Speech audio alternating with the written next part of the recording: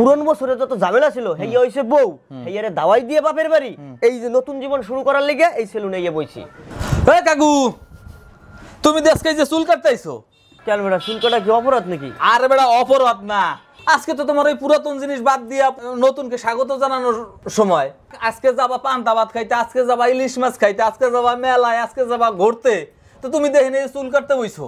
বেটা কথাটা বুঝলাম না, একটু ভাঙ্গাই ঠেঙ্গাই বুঝাই কও। আর এটা ভাঙ্গাইয়ে কর কি আছে? কেন তুমি ওই যে রবীন্দ্রনাথের এই কথাটা শোনো নাই, ঘুষে যাক গ্লানি মুছে যাক জরা, এরপরে অগ্নি স্নানে সূচি হোক ধরা? ব্যাপারটা বুঝলাম না, একটু বুঝাই কও। এর স্বাভাবিক অর্থ হইলো আমাদের পুরাতন জীবনের বা আমাদের পুরাতন বছরের যে দুঃখ দুর্দশা হতাশা মলিনতা গ্লানি বার্ধক্য মানে মানসিক যে বার্ধক্য এইটা দূর হইয়া বৈশাখ যেন আমাদের নতুন উদ্যমে পথ চলতে সহযোগিতা করে, সেই সাথে অপবিত্রতা দূর হইয়া উজ্জ্বল প্রাণবন্ত একটা জীবন যেন আমরা শুরু করতে পারি। হন বেটা পণ্ডিত, সকালবেলা পুরনো বছরের দুঃখ দুর্দশা গ্লানি হতাশা এসব দূর করিয়েই এই সেলুনে বইছি।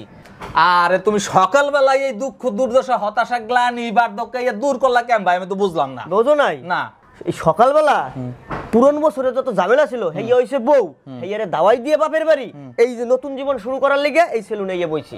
ও সুন্দর করে চুল কাইটা দিবে, তারপর বিয়ে কইরা সুন্দর মতন জীবন শুরু করবো।